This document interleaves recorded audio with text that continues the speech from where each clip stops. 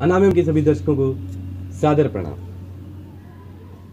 पिछली वीडियो में मैंने आपको बताया कि किस तरह से हम मोटापे पर सूक्ष्म व्यायाम या हल्की फुल्की एक्सरसाइज करके विजय प्राप्त कर सकते हैं। एक्चुअली वो विजय हमें प्राप्त करनी होती है हमारी मानसिकता पर, क्योंकि आलस्य के प्रभाव की वजह से, मोटापे के दुष्प्रभाव की वजह से हम एक्सरसाइज करना ही नहीं चाहते हैं, हम एक्सरसाइज कर ही नहीं पाते हैं। दूसरी बात यह है कि एक मिथ यह भी फैला रखा है कि मोटापे को हम बहुत ज़्यादा कठोर परिश्रम करके ही खत्म कर पाते हैं, लेकिन मैं आपको बताऊं कि हम कठोर परिश्रम कर ही नहीं पाएंगे। शुरुआत में कठोर परिश्रम नहीं कर सकते हैं क्योंकि आलस्य और मोटापा हमें ये सब करने के लिए अलाउ नहीं करता है, वो हमारे दिमाग के साथ खेलता है।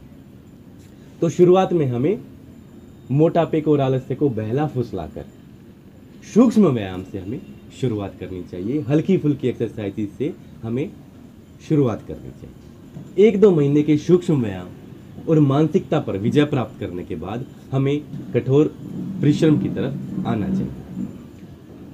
तो आज मैं आपको बताता हूं किस तरह से हम एडवांस्ड योगासनों के द्वारा ओबेसिटी यानी मोटापे पर विजय प्राप्त कर सकते हैं। पिछली वीडियो मैंने बताया था हमें आसनों की शुरुआत बैठकर और लेटकर करने वाले आसनों से करनी चाहिए, क्योंकि मोटापे में हम ज़्यादा देर तक खड़े नहीं हो सकते हैं। जब 1-2 महीना हम उन अभ्यासों में पारंगत हो जाते हैं तो उसके बाद हमें खड़े होकर करने वाले आसनों को अभ्यास में लाना चाहिए।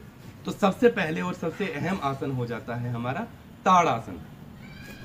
पंजों को इस तरह से मिलाकर सांस भरते हुए हाथों को ऊपर उठाएंगे, एड़ियों को भी हम ऊपर उठा देंगे और हाथों को इस तरह से इंटरलॉक करते हुए, उंगलियों को इंटरलॉक करते हुए ऊपर की तरफ लेके जाएंगे। सांस भरेंगे। कुछ समय रुकने के पश्चात धीरे धीरे सांस रोकेंगे और हाथों को नीचे लेके आएंगे। ये ताड़ासन है और यह आसन कोई भी मनुष्य कर सकता है। इस तरह उंगलियों को इंटरलॉक किया, बाहर की तरफ उठाते हुए पूरी जागरूकता और तन्मयता के साथ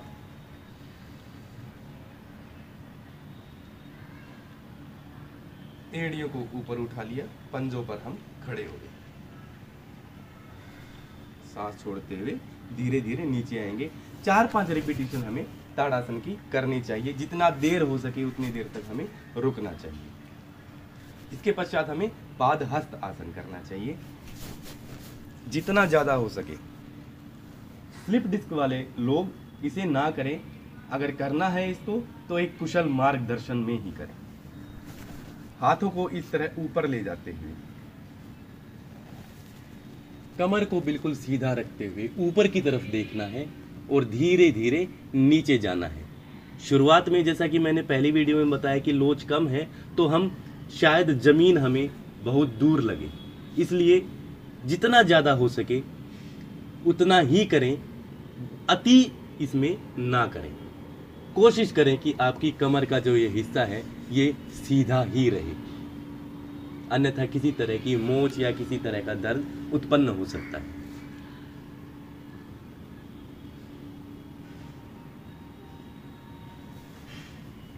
कुछ समय रुकने के बाद वापस यहीं आ जाएंगे। धीरे धीरे जब इस अभ्यास में आप पारंगत हो जाएंगे तब हमारी पोजीशन धीरे धीरे नीचे आनी शुरू हो जाएगी और हम जमीन को टच कर पाएंगे। इसके बाद हमें कटी चक्रासन करना चाहिए। इस तरह हमें सीधा खड़े होकर हाथों को आगे करेंगे और पीछे की तरफ घूमेंगे,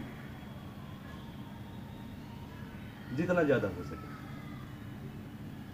इसी तरफ दूसरी तरफ।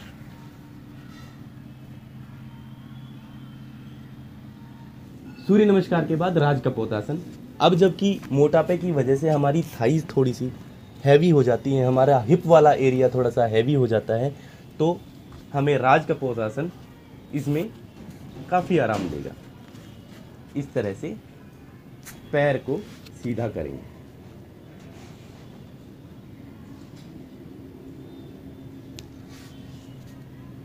और एक स्टेप हम ये भी कर सकते हैं। इसी तरह से फिर दूसरा पैर।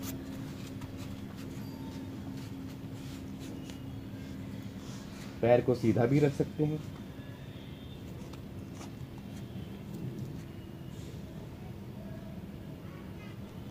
राजकपोतासन का अभ्यास करें। धनुरासन को थोड़ा सा और एडवांस रूप में हम करेंगे। इस तरह से लेटकर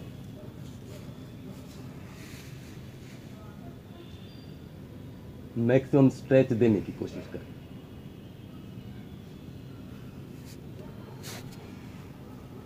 धनुरासन के पश्चात शलभासन। पिछली वीडियो में मैंने बताया था कि एक पैर से हमें शलभासन करना है, अब हमें दोनों पैरों से शलभासन करना है। इस आसन को कोई भी व्यक्ति कर सकता है और आपकी पीठ वाला जो हिस्सा है उसको मजबूती देता है, साथ ही साथ आपके फैट को भी बहुत ज़्यादा हद तक कम करता है। इस तरह से थाइस के नीचे हाथ को लगाते हुए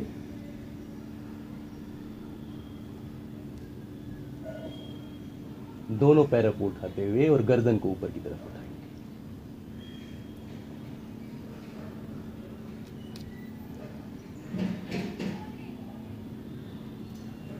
तीन चार बार इसको रिपीट करें।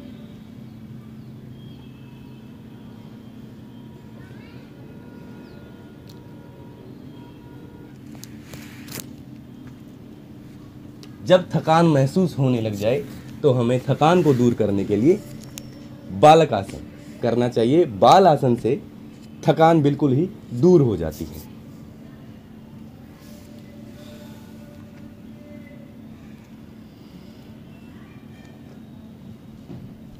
तो आप हर एक आसन के पश्चात बालक आसन कर सकते हैं। इसके पश्चात उत्तान पाद आसन। इस तरह से दोनों पैरों को ऊपर इतना उठाना है, रोक के रखना है और फिर धीरे धीरे नीचे लेके जाना है। जितना ज़्यादा मैक्सिमम हो सके हमें उत्तान पाद में पैरों को ऊपर उठाए रखना है, क्योंकि इस एक्सरसाइज से, इस योगासन से हमारे पेट के ऊपर प्रेशर पड़ता है और पेट का फैट कटना शुरू हो जाता है।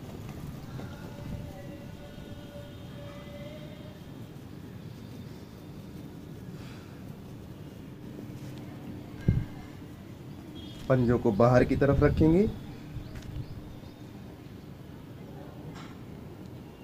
इस तरह से हम उत्तान पाद का अभ्यास करेंगे।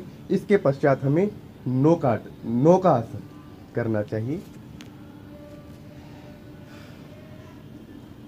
सांस को भरते हुए पैरों को ऊपर उठाना है और हाथों को पैरों की तरफ लेके जाना है। कोशिश करेंगे कि हम सिर्फ अपने इस वाले हिस्से पर बैठें। कमर या नीचे ये जो थाइज हैं ये नीचे टच ना हो। जितना ज़्यादा हो सके हमें यहाँ पे रुकना है और फिर आराम से नीचे।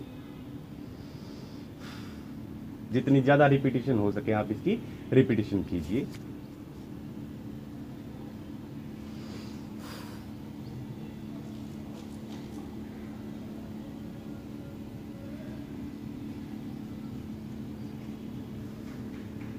इसके पश्चात जिस तरह से हमने जानु शीरासन किया था, एक पैर से,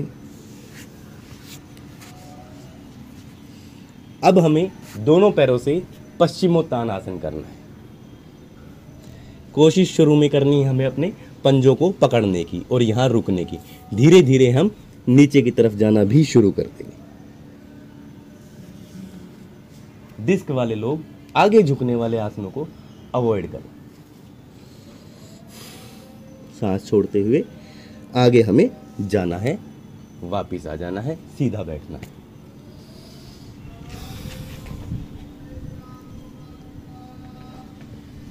इस तरह से हमें पश्चिमोत्तान आसन का अभ्यास करना है। पश्चिमोत्तान आसन के तुरंत बाद हमें पूर्वोत्तान आसन करना है। हाथों को इस तरह पीछे रख के अपने हिप्स को ऊपर की तरफ उठाना है। चेस्ट को बाहर की तरफ निकाल देना है और यहाँ रुकना।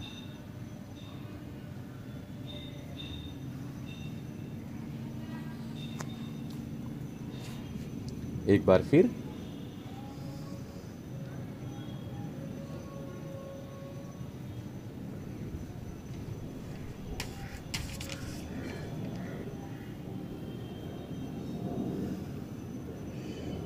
इस तरह से हमें पूर्वोत्तानासन का अभ्यास करना चाहिए। पूर्वोत्तानासन के बाद एक भुजंगासन और दूसरा अधोमुख श्वानासन, ये दोनों आसन हमें करने चाहिए।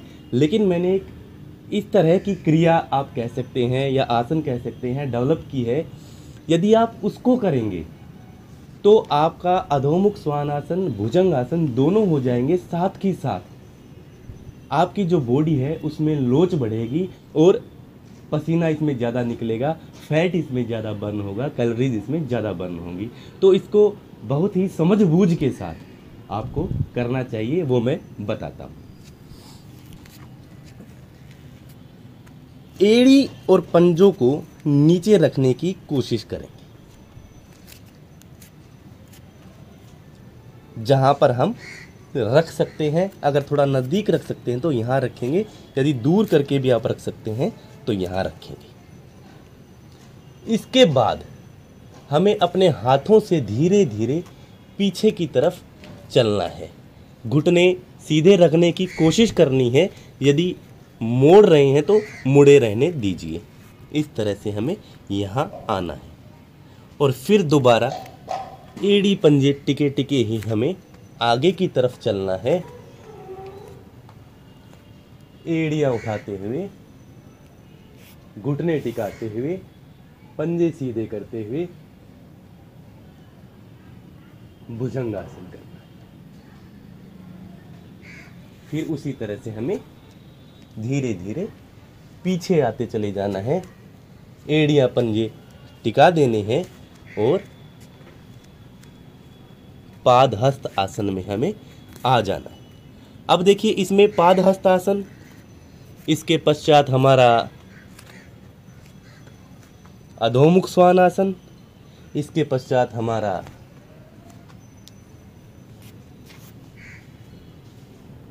भुजंगासन। ये तीनों आसन एक ही क्रिया में हम कर पा रहे हैं और इससे फैट भी बहुत अच्छी तरह से बर्न होता है, विल पावर भी इससे बढ़ती है। हम एक्सरसाइज करने के लिए, योगासन करने के लिए आतुर हो जाते हैं। संपूर्ण जो हमारा एंडोक्राइन सिस्टम है, संपूर्ण जो हमारा नर्वस सिस्टम है, इफेक्टेड होता है।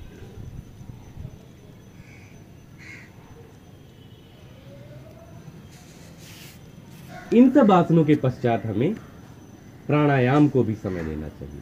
अब जबकि हम कठोर व्यायाम की तरफ चल पड़े हैं तो हमें प्राणायाम भी थोड़ा सा बढ़ा देना चाहिए।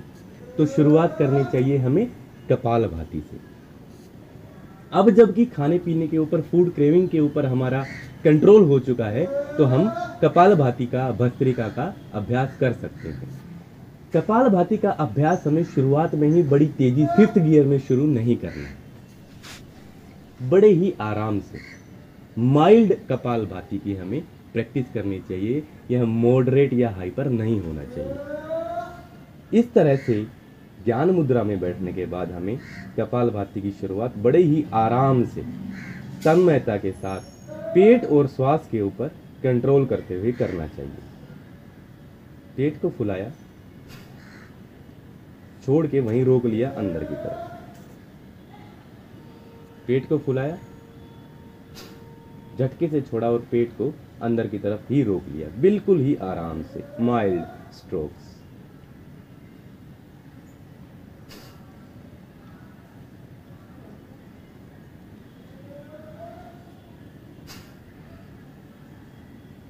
यानी कि 4-5 सेकंड तक हमें एक स्ट्रोक का अभ्यास करना चाहिए।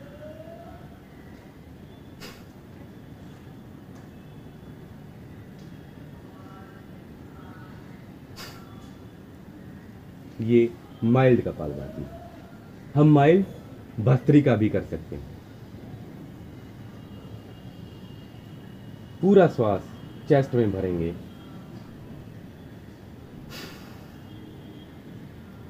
और पूरा श्वास छोड़ देंगे। समय अच्छी तरह से लेंगे, बहुत जल्दी से नहीं करेंगे।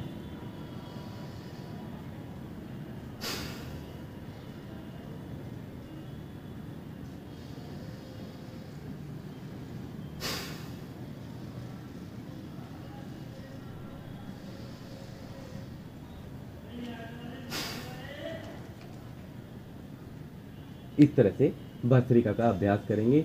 हम जो अनुलोम विलोम कर रहे थे उसको अब हम नाड़ी शोधन में कन्वर्ट कर देंगे। तरीका वही है, लेकिन अब हमें काउंटिंग पर, सेकंड्स पर ध्यान देते हुए अनुलोम विलोम यानी कि नाड़ी शोधन की प्रैक्टिस करनी चाहिए। 5 सेकंड सांस लेंगे, 10 सेकंड रोकेंगे,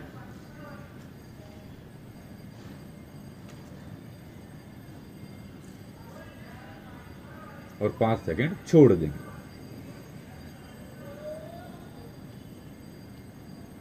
फिर दूसरे नथुन से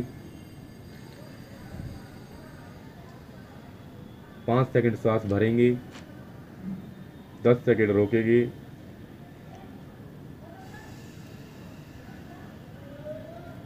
5 सेकंड छोड़ देंगे। इस तरह से हमें अनुलोम विलोम को अब नाड़ी शोधन बना देना है।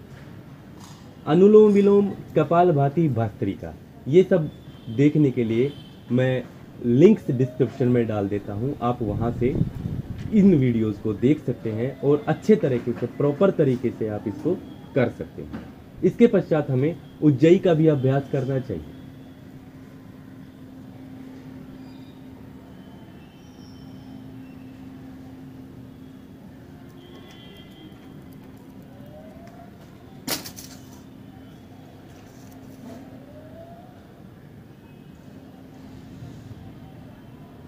उज्जयी के लिए भी मैं सभी लिंक्स डिस्क्रिप्शन में डाल दूंगा। साथ ही साथ मेरी जो प्लेलिस्ट है उसमें सभी प्राणायाम मैंने डाले हुए हैं, उन प्राणायाम को आप कर सकते हैं। खान पान का भी आप विशेष ध्यान रखेंगे। जैसा कि मैंने पहली वीडियो में आपको बताया था, गेहूं, बेसन, मैदा, चीनी, नमक, इन सब चीज़ों को अवॉइड करेंगे। अत्यंत तला हुआ, भुना हुआ, तैलीय पदार्थ, इनको आप छोड़ देंगे और रसाहार, फलाहार, सब्जियों के ऊपर, मोटे अनाज के ऊपर आप आश्रित रहेंगे। मोटे अनाज में मैं आपको बता दूं कि मोटा अनाज क्या है। मोटे अनाज में जौ, जवार, बाजरा, सामक, चौलाई, रागी, चना, सामक, मक्का इत्यादि ये सब अनाज आते हैं। तो इन सब अनाजों को आप गेहूं का सब्स्टिट्यूट बनाइए और इनको मिक्स करके भी आप अपना जो आटा है वो तैयार कर सकते हैं और उसकी 2 रोटियां दोपहर में और 2 रोटियां शाम को खाइए। बाकी फलों के ऊपर, सब्जियों के ऊपर आप आश्रित रहने की कोशिश कीजिए। देखिएगा बहुत जल्दी ही आप मोटापे से निदान पा लेंगे। तो आशा है इन सब योग अभ्यासों को, प्राणायाम को और खान पान को अपना के आप अपने जीवन में मोटापे से और अन्य सभी बीमारियों से दूरियां बना पाएंगे। आने वाली वीडियोज़ में आपसे फिर मिलता हूं, तब तक के लिए सादर प्रणाम। आरोग्यवान।